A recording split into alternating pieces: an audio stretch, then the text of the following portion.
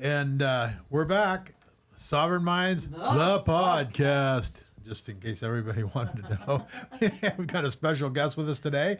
It is August 29th, 2025. Yes. Before we get to our guest, we want to make sure you know that we're down here at Mountaintop Media, the epicenter of freedom, and downtown Reading. And today we've got a special guest. We were talking about this a couple weeks ago and what we wanted to do, but we've got Richard Wilkinson, Jr. I didn't know he was a junior until I saw him. I'm a junior. You're a junior. He's a kind of a local treasure, I guess is the best way to put it. Legend, treasure, all-around good guy, ex-Korean War veteran. And I was going through your stuff. I mean, and I was like, God, I should have renamed the show "This Is Your Life, Dick Wilkinson," because I couldn't believe how many things that he's done a lot. You've done a lot of stuff, and a lot of cool things in your life. A lot of stuff that we wanted to cover, and we got a biography, but. So I just kind of want to. The one thing I did want to focus on was World War II and the differences and the stuff that's going on. But before we get there. Tell us about yourself, Dick. I know you were born in Corpus Christi, and maybe we start there. All right. I was born in Corpus Christi December 16th, 1931. And you just dated yourself, so. Anyway, I know. in December, I'll be 94 in December. Wow. Anyway, my dad was born in Corpus Christi, Texas. And he came to Los Angeles, and right next door there was a family with 4 girls, and the oldest was Virginia Gross, and my dad married Virginia Gross and went back from Los Angeles back to Corpus Christi, Texas, and my oldest sister and I were born there. And my dad moved back to Los Angeles, and my 2 younger sisters were born in Los Angeles. So I got older sister, 2 younger ones. And I spent most of my life in California, except for 4.5 years that I moved to Colorado in June '80. Took a job there, left IBM. But anyway, I don't know what to talk about next. You worked at IBM, so let's see, when you're 3 years old, you moved. And then you got married and service. How about? Yeah, I could talk about service. I graduated from a very small school in the Sound Valley called Strathmore, which is between Porterville and Lindsay. There was only 39 kids in my graduating class and 200 kids in school. You knew everybody. But anyway, I graduated in June of 1950. It's actually 75 years ago. And the Korean War started on June 25th, 1950, about 2 weeks after I graduated from high school. And there was a draft on. And Were you drafted? No. I had about a year to go. I would be drafted. And I was told if you would join somebody, you could request something, you might get it. I did not want to be in the Army infantry and carry a rifle. I did not want to do that. But I wanted to be around airplanes. I've been airplane crazy all my life. Especially through World War II. So they put you on a ship? No. Anyway, I went to San Diego boot camp. By the way, that was the Navy, though, right? Yeah, Navy. And after 4 years, I was there 4 years. I came out a non-smoker and no tattoos. I saw that in your paper. But anyway, I joined the Navy, and I requested to be around airplanes, and that's what happened. I ended up being a airplane mechanic in a land-based patrol squadron, and I served in California, Hawaii, and Kodiak, Alaska. And when I was there, they were territories. They were not even states. There was a territory Alaska of Hawaii. and Hawaii both were territories? Yes. Wow. Territory of Alaska, territories, yeah.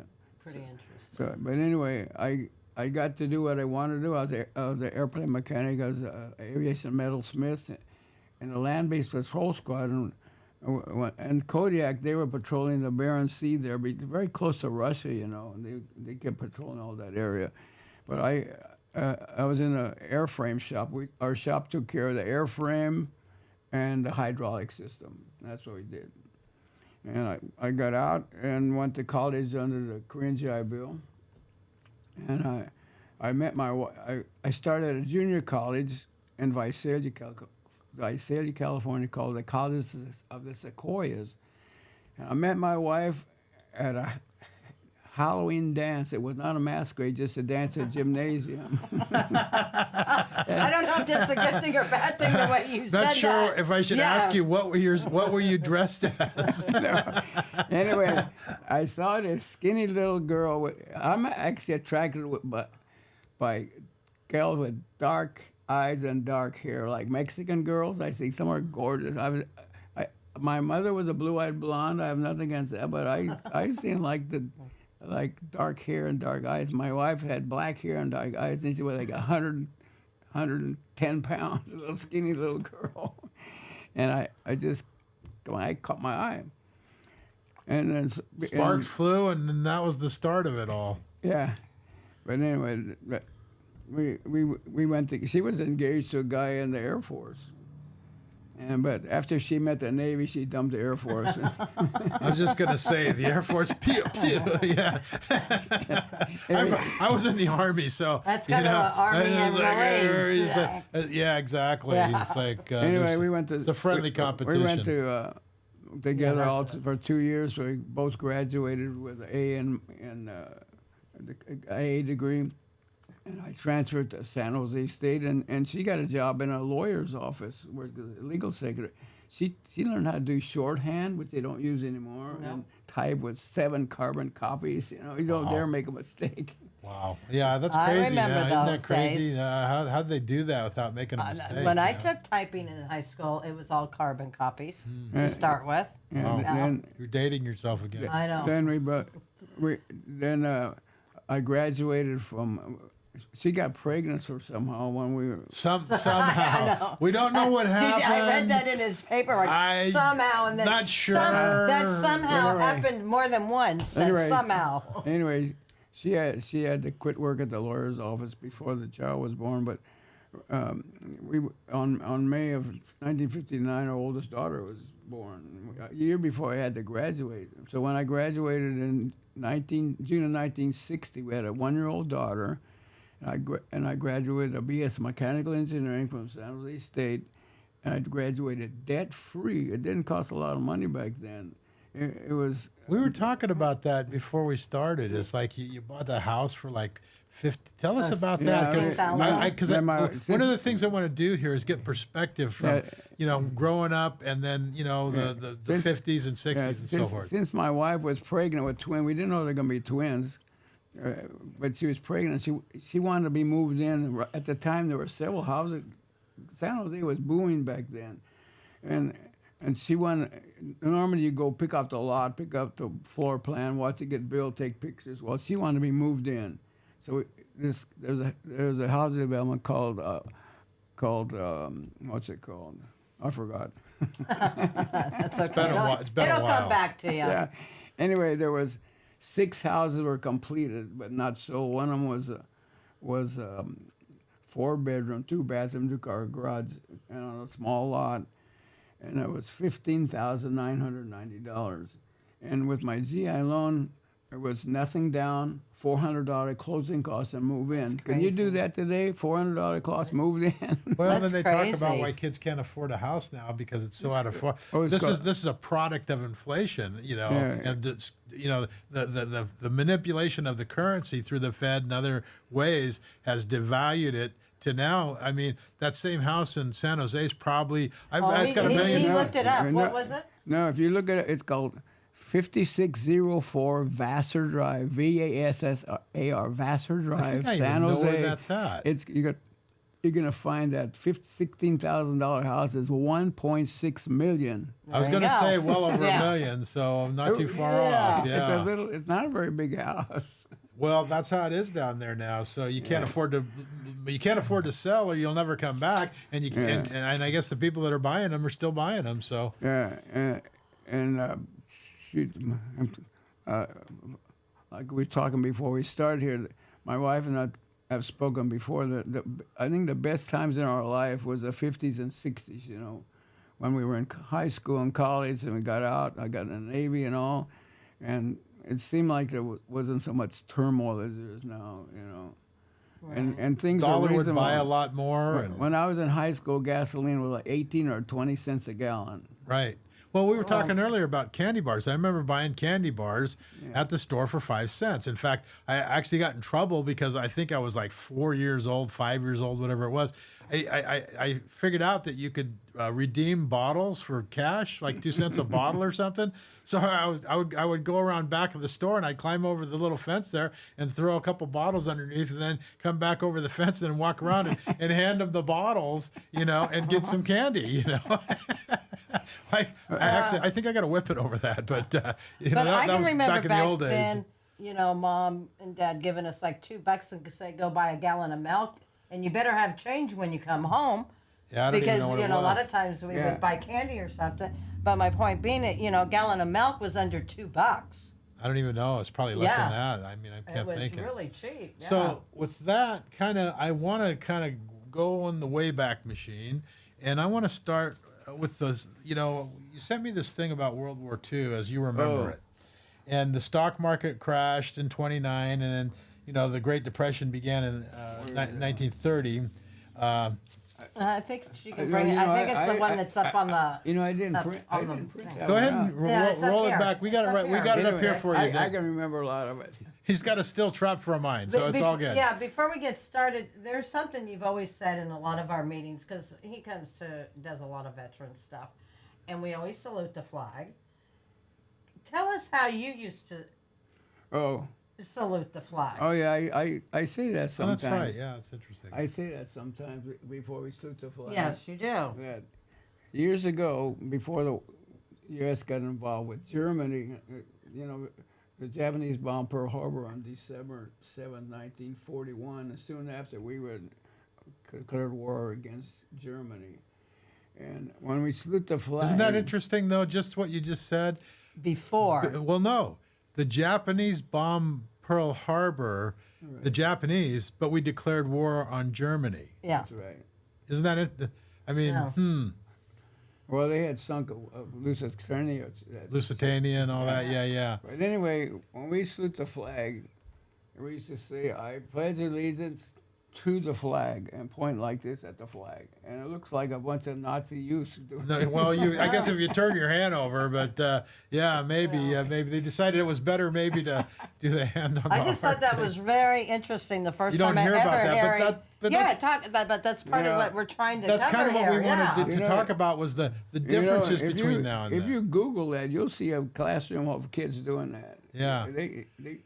It's actually So true. pre World War II salute. Right. Interesting. Very- To the flag. very much Pledge so. allegiance. Yeah. So that's kind of a little tidbit of history that nobody knew. So we got the stock market crash, and you were born in Corpus Christi, and then you went to school in grade school, Howard Grammar School near Madera, down in the valley, and so forth. And then you had you and your 3 sisters. You walked about 1.5 miles to school. Mm-hmm. And then you mentioned the Japanese farmers. Yeah. Right. They were before the war. There was a lot of Japanese farmers there, and they all of a sudden they disappeared. And I didn't think about that for a long time, but I have a vague memory of going to get a haircut with my father and Lindsay, and we went by the train station, and there was just a crowd of Japanese with suitcases waiting for the train, and at the time I didn't know about it, but now I know what it was. The internment camps. Yeah, they were Right. shipping them north up to Tule Lake. Yeah, and I have to work FMC Corporation. One Japanese guy named Jim Handa, and IBM. There was Joe Morimoto, and those 2 were in internment camps, and they never speak any thing negative about the United States. They were actually United States citizens, and they didn't feel any remorse about it. It just happened, Right. And Joe. Well, it's like you don't attack the basic structure because of flaws, here and there. Yeah, Joe Morimoto now, him and I used to tease each other. We used to insult each other. He used to call me Round Eye, and I call him Yellow Belly. and I started calling him on December 7th, and I still do. He died last year. And now I call his wife. We were invited to his wedding, and there was about two round eye couples in there. But anyway, I knew his wife Ann, and since he died, I call her on December 7th Really? every day. Wow. So call. Wow, I that's tell him, funny. hey Joe, don't do anything sneaky today. Isn't that so much more of a refreshing perspective than to now everything's racist? I was going to say, know. they would just We- hammer you for that now. We actually used to insult each other, but it was all in fun, Right. Exactly. It nobody- wasn't fun. Nobody. Yeah. Now when I was a kid, nobody used the F word in public and all that, Right. but you could say the N word. Everybody called black people the N word, Right. and now you don't dare say the N word. It's But everybody says the F word. Yeah, it's on TV and everything. It's used Yeah. as common language now. It's crazy. That's a crazy. good point there. Yeah. Crazy. Our That's morals have interesting, yeah. changed. So you were friends with the Japanese, or they beat you up, I think, a couple Oh, times at or school, something. not those. At my grammar school, there was three brothers, and the two older ones take me down and put the little guy on top of me like this, and I'd finally get him off, and they'd put me back again like this, and finally they were gone. I was so damn glad when they left. Until you figured out why they went. They were on the choo-choo train leaving Lindsay. Oh my gosh. Oh my gosh. So if we go further down, what do we got, Leslie? So One thing about you talking about candy bars, during World War II, there was no such thing as a candy bar. There was no grocery stores had candy bars. They didn't make them anymore. Oh, really? I didn't realize Yeah. that. If they did, they sent them overseas. But Wow. I used to buy cough drops at the drugstore. It was 5 cents for Smith Brothers licorice ones. I used to like those. I hated those I licorice do. ones. I I love like those. them. licorice Some people ones. like licorice, they don't. Oh, God. I that's the only candy I crave sometimes. I crave you? licorice. I do. But, It's hard to get the good black licorice anymore. but anyway, you could get different kinds of cough drops. They weren't ration. And so go to the drugstore and buy it. And we used to buy that for candy, You Oh, can- well, that makes sense. There's different kinds of cough drops, So they were rationing just about everything. Everything, yeah. Yeah. Everything. And is people I don't think realize today. I mean, everybody thinks that it's an endless supply of everything.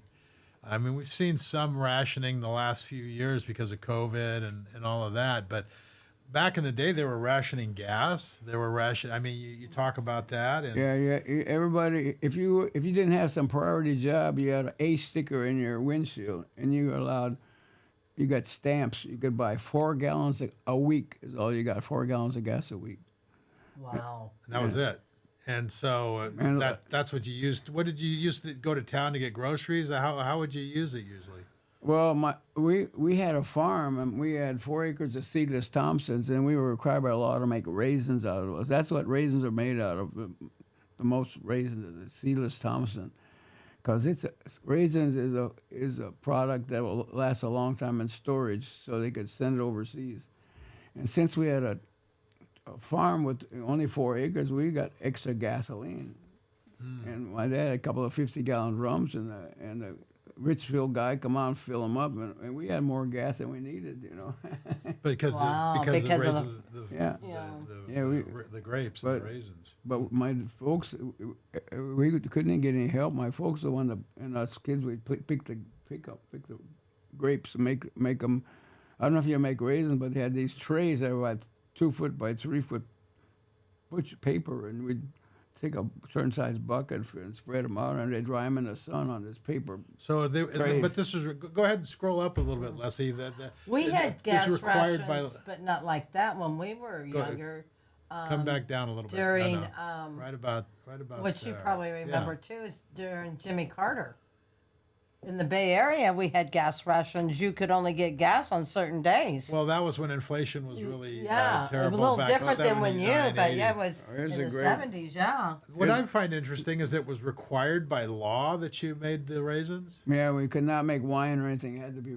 You had to make. Because There was for the there's troops. 3 seedless Thompson, most popular. That's if you buy raisins, they're seedless Thompson. Muscats, they got seeds in them, but they taste a lot better. And currants are little ones. They usually use them in cookies and stuff, little tiny raisins. But those 3 grapes, you had to make raisins out of them because it would store a long time. And that way they could send them overseas or wherever they needed to do it. Huh? Yeah. So the price of raisins in 1944 was $300 a ton. Yeah, my dad kept waiting. A buyer come out every day, trying to get him to sign a contract. He says, "I'm gonna wait. I think it's gonna hit 300." I'm gonna think, and it finally did, and he signed it. And I remember when he got his check. After he sold them all, we went and got new shoes and new pair of pants and new coveralls. Wow. Oh wow! And then the war comes and it drops to $50 a ton. Yeah, we didn't even pick them. We just let them dry, let the grapes die on the vine. Nobody wanted. There was no market. It cost too much. Cost too much. Interesting. So then Roosevelt, he's president at the time, and so the 3 church principles. I was looking at you talked about the Pledge of Allegiance, but then I wanted to go into this stamp thing. Every Friday we had saving stamp. Yeah, day. they're pushing big to buy war bonds, and if you had a book with stamps, and when you filled the stamps, it was 1875, and if you keep it in 10 years, it would mature to $25. Wow! But we never did. Never made it. No, my folks would give us every Friday. We get 10 cents to buy a stamp. As a 10 cents. Oh wow! So, and we had a book. He blew it, lick and stick it in the book. It's kind of like S&H green I stamps. was going to say, like we used to in the yeah. grocery store. Remember they used. Yeah. Yeah. I remember when we were kids, how we got our first baseball mitts was cigar wrappers. I never heard of that one. Yeah, we used to. There was a program of some sort where you could save cigar wrappers. And you got so many, and then you sent them in, and we got a Mickey Mantle mitt with a autographed picture of Mickey Mantle. Who was smoking all the cigars? Well, my grandfather was, I think. So, I'm not sure who or my said uncle, this or somebody was. They're just collecting them. We were 4 or 5 years old, 6 years old. But we got those Mickey Mantle mitts and that signed autograph of Mickey Mantle. And nowadays, nowadays, if you had one of those signed autograph. Be worth a lot of money. But back even in our days, though, you remember getting like glasses and stuff in the laundry detergent. I remember that as a kid. I remember like in 20 Mule Teams detergent. Yeah, they used to get glass. Yeah, they used to give you glasses in them. And the chicken feed and stuff was in the printed stuff. They could make the clothes. sacks. Yeah, the sacks. Yeah. Mm-hmm. Different world. Yeah, so, and then the S&H green stamps and blue chip stamps, I believe the silverware that I have of our mother's was bought with that. The real silverware was built with green stamps? I believe so. I don't know. I couldn't tell you. It's funny how you have different memories of different things as you go back, and you reinforce those memories with stories. And talk about these things, but this kind of brought a lot of memories back when I was going through your piece here. But he has seen so much since the change of everything. I mean, yeah, it's changed a lot, and now things are not so good. 50s and 60s, 70s were pretty good, and then things started going downhill. I don't know. When I first registered to vote, I registered as a Democrat. My dad was. Her parents were Republicans, so she was Republican, I was Democrat. I could see no difference in either one of them, you know that? I didn't see much difference. I vote for either one I want to. Right. I was a Democrat who voted for Nixon because I liked him better. Right. And I didn't see any difference. Now there's a huge difference, big difference. Yeah. Well, because they were pro-America probably on both sides. At least that was the perception. Yeah. But you made a good point there. When you were a Democrat, but you could vote for Republican, you can't do that nowadays. Well, you in California. Well, not California. Let me back up. You can't register if you register as a Republican, that's the only thing you get on your ticket. In the primaries, I think, is what it comes down to. I think. You can vote either one in the general election. In the general, that's true. The primaries.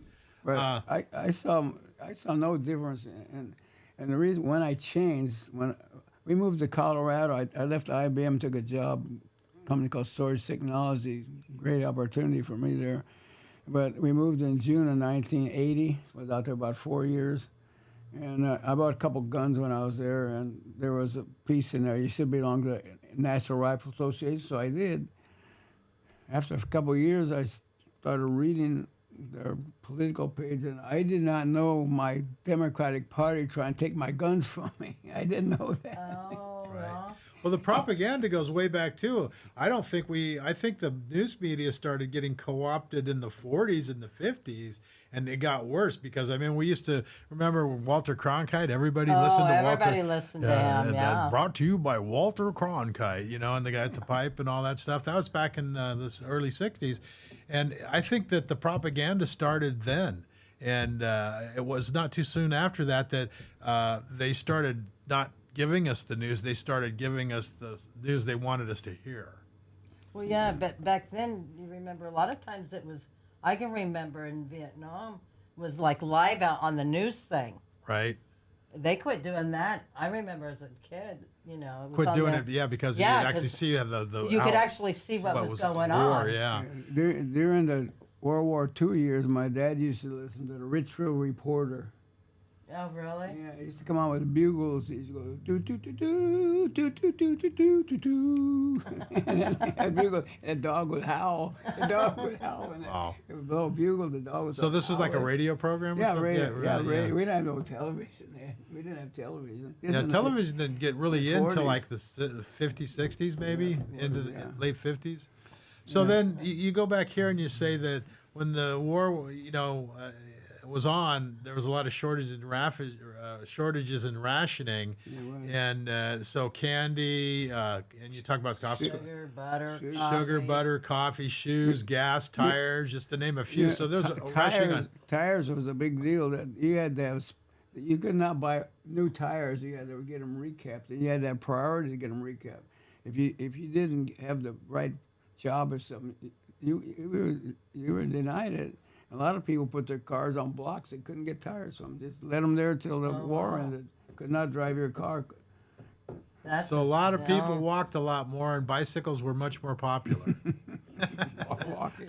A lot of Shanks, walking. but my These boots parents, are made for walking. well, my grandparents used to call it Shanks Pony. If you wanted to go someplace, get on Shanks Pony. I guess that was your shins. But so, and we talked about that. So most farm people were not concerned about the food shortages because they could provide for themselves, and that's we're kind of shifting back that direction a little bit, aren't we? We had only 10 acres. There was the house, and my dad always had a garden, and we always had a cow. I was raised on raw milk. Right. I survived. Right? Yeah, you made it. So they call those victory gardens back Yeah, then. I had a victory garden. Did you have a victory garden? Yeah. The radishes grow real fast. Carrots seem like they don't grow at all. That'd take forever.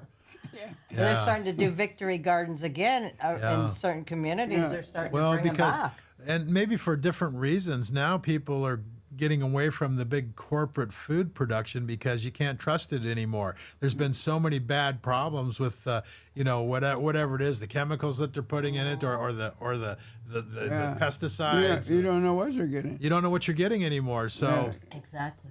We had rabbits and chickens, lots of I ate chickens.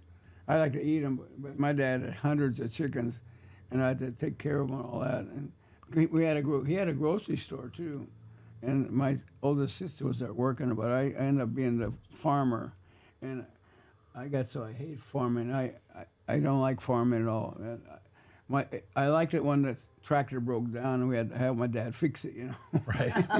Because you didn't have to work while it was But farming, I had enough of it. I had no desire to be a farmer ever. Yeah, I kind of went the other direction because I was always in the garden, and when I was growing up and down at my grandparents' place, and I hated it back then. It was weeds and We all always that. had to pick weeds. Pick weeds till you noon. But then at afternoon we were free. We'd go swimming, just down in Happy Camp on the river.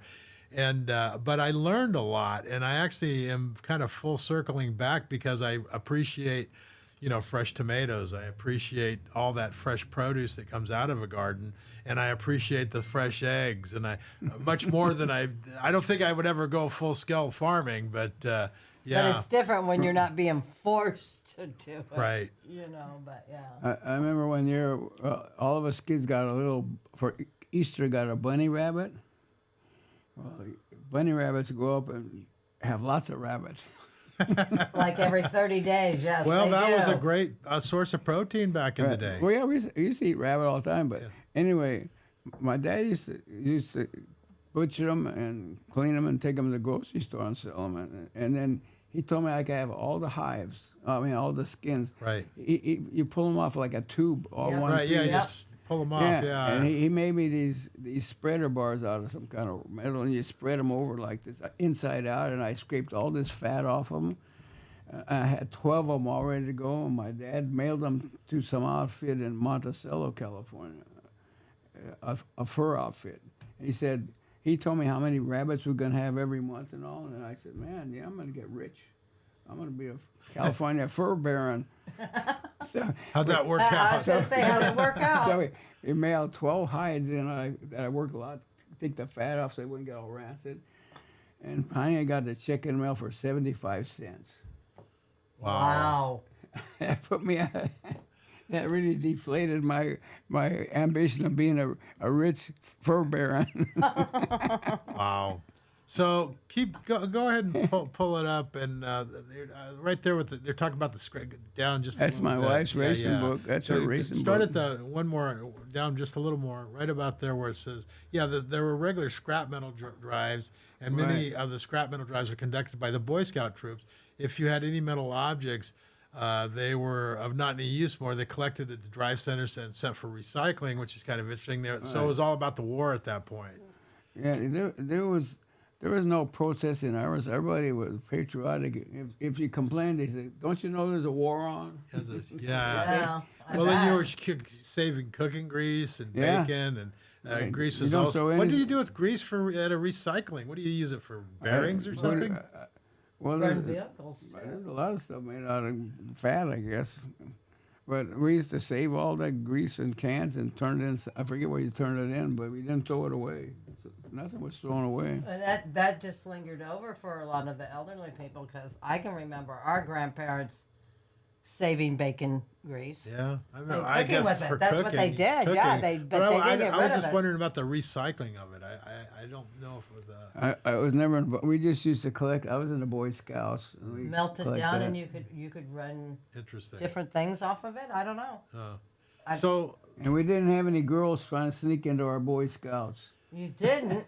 I was trying not to go there because I'm so disillusioned with the Boy Scouts. They used to be a great American organization, and now they morphed into DEI. But maybe it's getting, the woke is going back to sleep here. I think the way things are going. Yeah, I have nothing against women. I married one, but in my whole entire Navy career, 4 years, there was never a woman in my outfit ever. Never was one. So we didn't have any sexual harassment or any of that nonsense going on. But it happens whenever you mix a woman with a bunch of guys, especially on a ship. What could go wrong? Well, Yeah. everybody has raging hormones, right? Right.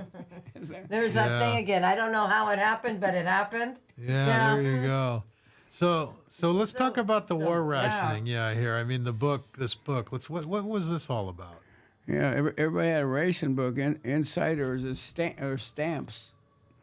That's all. That's the only part I have. There's stamps in there, and when you buy some, you took so many stamps, And So they gave you stamps for like different types of food or different gas, or were they just applied? I think the stamps had different numbers, A, B, and C, and they're good for certain things, And you can only use those.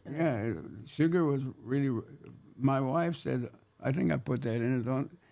She was born in 1937. So she doesn't remember hardly anything about World War II. Only thing she remembers when the war ended in 1945, her mother made a big batch of chocolate fudge with her sugar, because you couldn't be doing that before. Because you never knew when you have it again. You only had so much you were allowed. You only had so much for your family, or for you had only so much sugar. and you couldn't be wasted making chocolate fudge. Well, and it's like I tell the kids today, about waste and stuff. I mean, being raised by people that come out of the Great Depression, my grandparents and my parents, they came out of that era where you didn't waste much of anything because there wasn't much of anything to waste to begin with. So it wasn't an unlimited supply. Well, it's not like there was a lot of extra. I mean, our parents and stuff, it's not like you had a lot of extra food at the table. You ate what was on your plate because it's not that we were rationed, but you know what I mean? It wasn't like nowadays. It's no big thing, Right. for them to leave food on their plate. It was unheard of to do when we were kids. I never leave food on my plate. Well, I have no doubt about you, Dick. I'm just saying with kids nowadays, I don't take that much food. Well, they don't think twice about any of that, or like the cookies or any of that. With this race thing, I think in here I tell about my dad had some tires recapped, and we were going to go to Culver City, and the way we could do it, my dad we had a 35 Ford four-door sedan, and in the back was a little trunk, and he put 3 little round 5-gallon cans of gas in the back there, of tractor gas. And then we go to my grandparents, and then when my granddad drive his car out, my dad would drive his car, and then shut the garage door so nobody could see us because it's against the law, and then pour the gas into his car, from the tank. Wow. So we could drive home. That's the only way we could drive there at 35 miles an hour. It also said that, according to the law, the speed limit was 35 miles an hour. That's what he was saying earlier, yeah. It was to save gasoline and tires, so you don't like driving slower. You could. So you actually had to hide it in the garage in order to do that. It was against the law. So the neighbors, it was in the city limits of city residential area in Culver City, and somebody could. Every block had they call them area wardens that make sure that they had blinds that no light was allowed to leak out of your house at night. It's supposed to be total darkness, and they had area wardens to make sure nobody has light. Oh, right. I got you used to see those cartoons, like the Looney Tunes cartoons, where they'd have the guy running around with a little helmet, making sure lights were all out. And, that actually happened, yeah. Yeah, that's interesting. I Yeah. forgot about that. Yeah, they didn't want the city lit up for the enemy To know where people were. They want everything to be dark.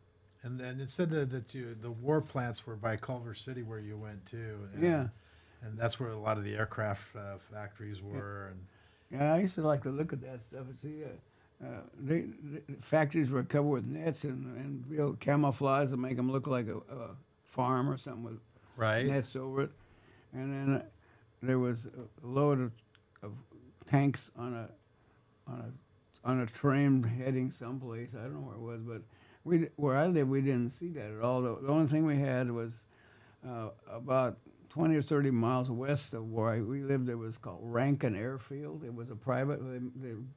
The Army Air Force got hold of that, and they were training pilots there, and they had Stearman biplanes, yellow and blue.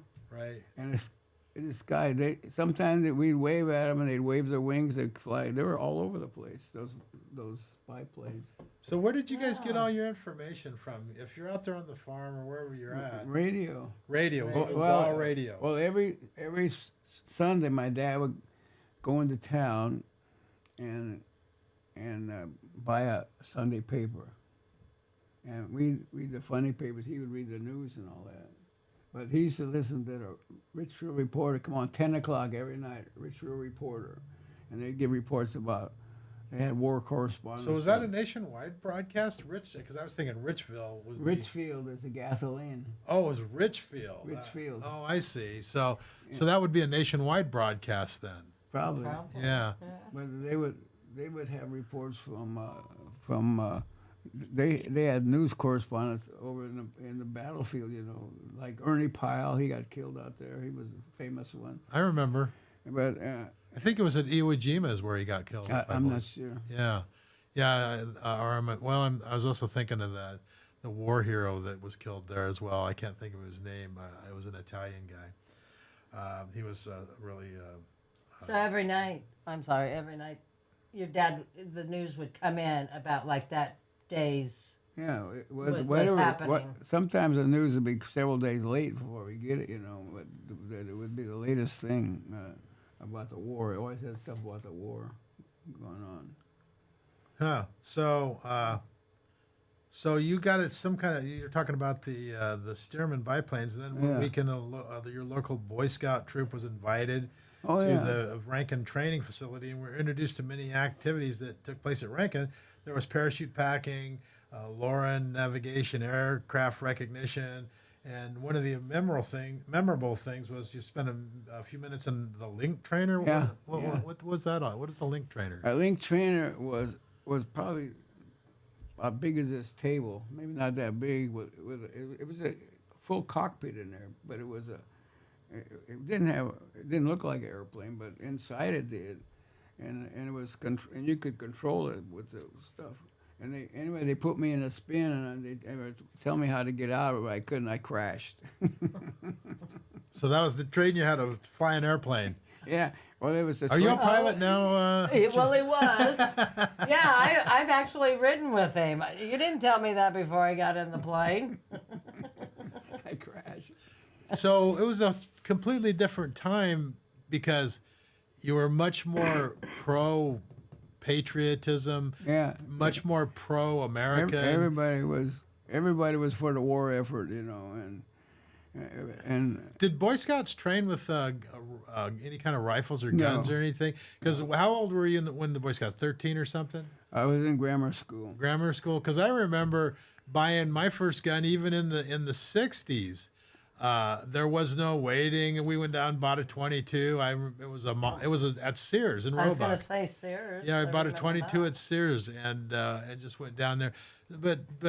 And we used to play Army all the time when we were kids, and In grammar school, every kid had a pocket knife, Yeah. Now you get expelled if you have that. it's really gotten to the point Or of really if you crazy. point your finger, go bang, you're going to be expelled. Right. And it was almost a requirement. It was the national defensive thing back in those days because everybody was basically prepared to defend themselves and the country. Wow, crazy. Well, And, yeah, you were taught to, always have pocket knives, that you needed a pocket knife for many purposes. Everybody had a pocket. All the kids Yeah. had a pocket. I mean, most of them did a pocket knife. Now it's a lethal weapon.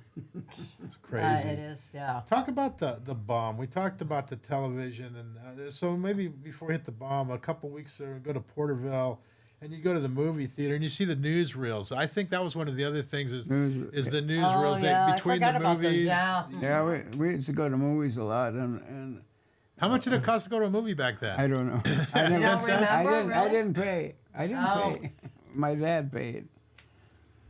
Interesting. They used to have double features all the time, and I remember I couldn't stay awake for both of them. I ended up falling asleep. Yeah. So what kind of movies would they have back then?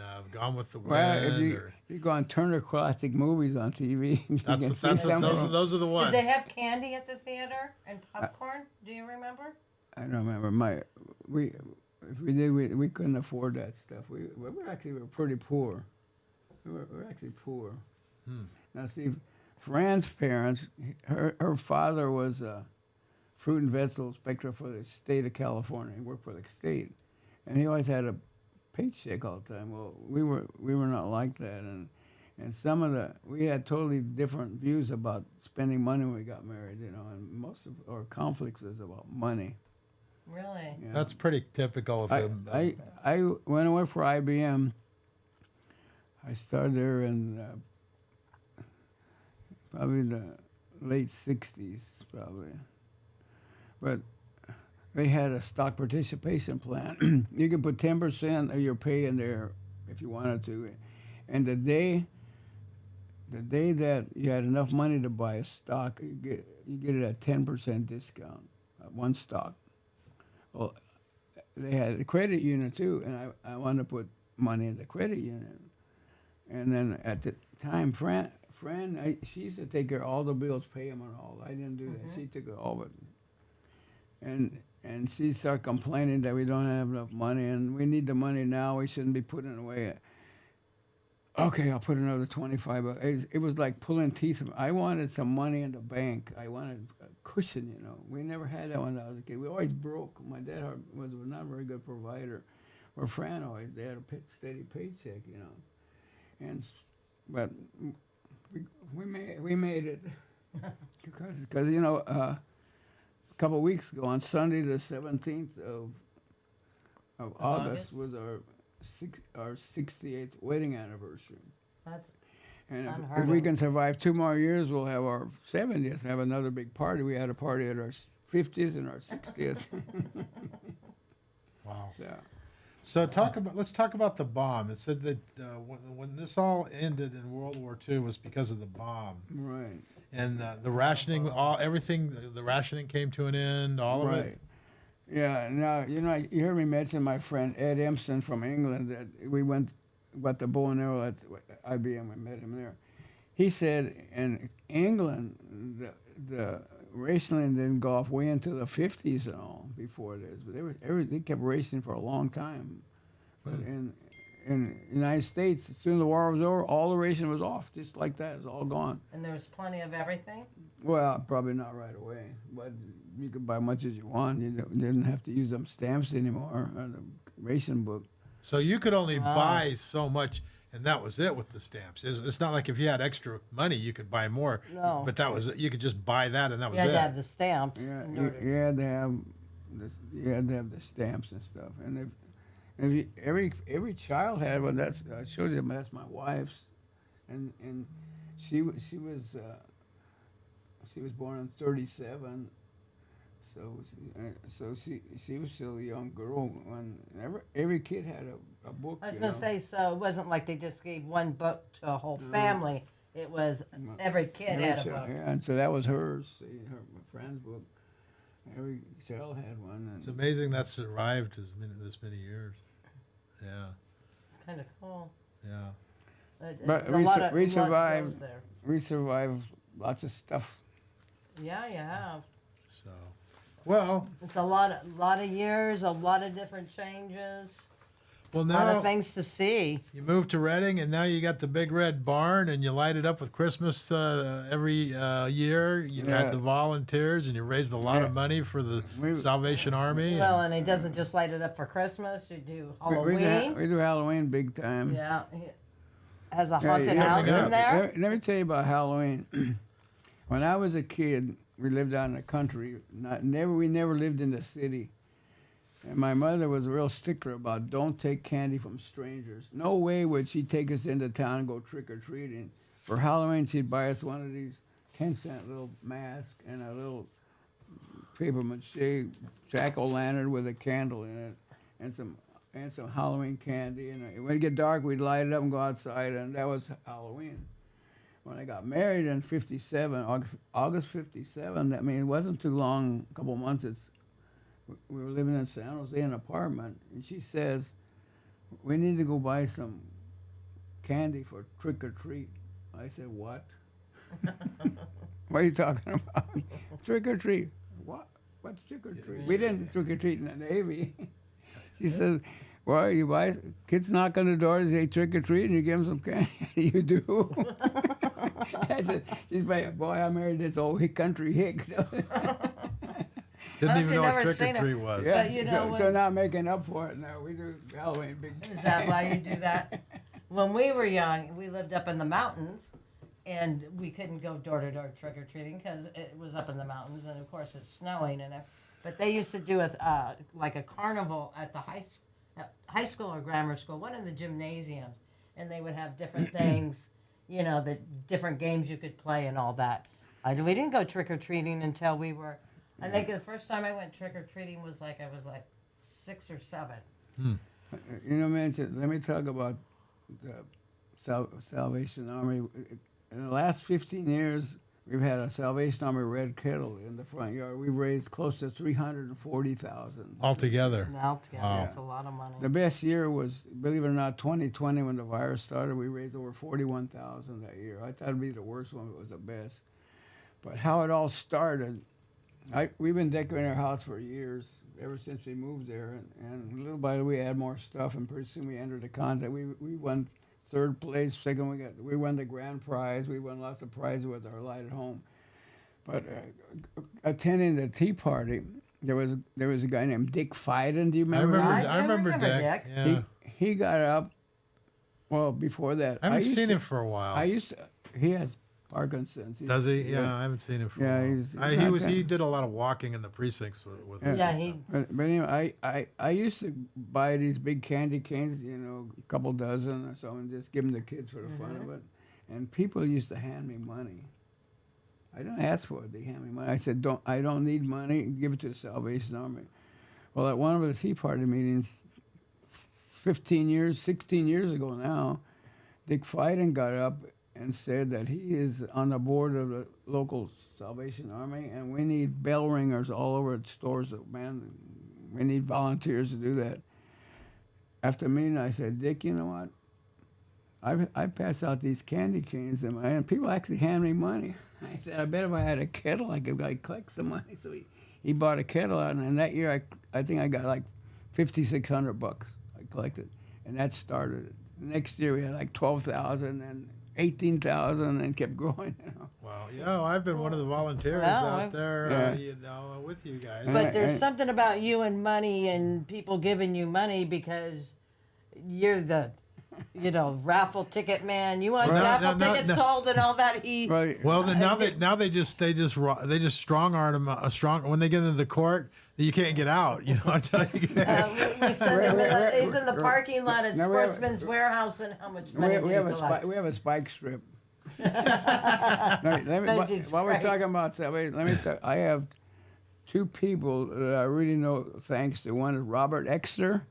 That guy has been helping me over 10 years. And he helps me he helps me on Halloween too. Yeah. At Halloween, I have a little spooky room. I can't allow too many people in there. He monitors for me and also lets me know if there are little kids that are scared. I actually hide back there. I try to scare people, especially teenagers. But I don't like to scare little kids, Sure. But he's helped me for over 10 years, Robert has. And I really rely on him to help me. And in the last 4 years, Morton Gaisecki, he actually had his own kettle out at Westwood Village at Save More grocery store. It's closed now, but we knew each other, but he didn't know I was doing that at Christmas. And when he found out, he wanted to be part of it, So for about the last 4 years, he's been helping me. He was my kettle guy during the virus because I didn't want to get shut down by the health department. Right. And we kept the people who were handing out we had a little lighted Easter basket and a little paint bucket in there, and the people hand out candy again do not touch any money, but they put the money in the bucket and then we dump it in Morton's bucket, and he handled the money and no candy canes. So we try to keep it light. The money is the dangerous stuff because sometimes it comes out of three little kids runny nosed little kids in the back seat holding the money, and you don't know what's on the money. Well, now we found out that it doesn't matter anyway. But money's So, dirty anyway. it's all- It's dirty. well, It's dirty in many aspects. all Well, we dirty. raised 4 kids. If I raise kids, that they bring everything home from school. Absolutely. Measles, mumps, everything, and chicken pox. So you don't know what's on the money. And I warn people, don't eat any. Some people, they offer you food, cookies and stuff. Yeah. I said, don't eat anything out here. It's risky business unless you go wash your hands first. Right. Also Plenty of, well, have the sanitizer I was out going to there. say the sanitizer. I remember having it out there. Well, we probably, I think we've covered a lot of ground. We appreciate you coming in and spending the time with us and going through it. That's Well, I for kind of sure. wanted to document this for a lot of You're different reasons. talking about selling tickets? Yeah, you got It's some got tickets. tickets. No, I don't. Oh, what do you have? See this card right here?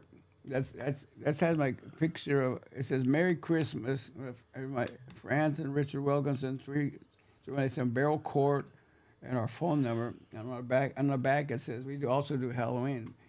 But selling tickets, I went a lot of businesses on Bocelli and also Sharon Creek or no, Hartnell? Hartnell. I just go just go visit. I ask him, do you ever go look at the Christmas lights, lighted homes? And Moses, yeah, I give him this card. You ever been by the Red Barns? Oh yeah. Well, about probably 90% of people have been there. Oh, that's cool. And it sort of makes me legitimate, you know. And I said, that's not what I'm here for. I said, pretty soon I'll be doing this. The Marine Corps was formed on November 10th, 1775. This is the 250th year at the form, and on the November 10th, no matter what day it falls on, they have a big ball at the Wind River Casino. And last year was on Sunday. I think this is on Monday, and they always have gun raffles, and that's what I'm here. I got some guns. The tickets are all $10, and I sell tickets. You know. wow. Yeah, he sells a lot of tickets for Last year, all organizations. Last year they had a revolver and a Glock 17, Glock 19. One of the members bought all the revolvers, so he had 125 tickets for each one in advance and 25 to be at the door. They put 150 altogether. So there was 250 tickets to be sold in advance. And how many did you sell? I sold all but 15. Wow. Yeah, that doesn't surprise me none. Well, we're gonna have to wrap it up because I've got other appointments that I got to get to pretty soon, and I don't know if there's anything left to talk about, but I think Again, we want to thank you. I want to thank you for coming in. Absolutely, we appreciate and thank it. you for everything you do in the community. Yeah, thank you. You do a lot. Thanks for your Boss, you're a service. friend. Yes, Absolutely. thank There you. you go. And so, as usual, we'll end with government is not reason, it is not eloquence, it is force. Force like fire is a dangerous servant and a fearful master. Until next time. And then we'll see you on the next one.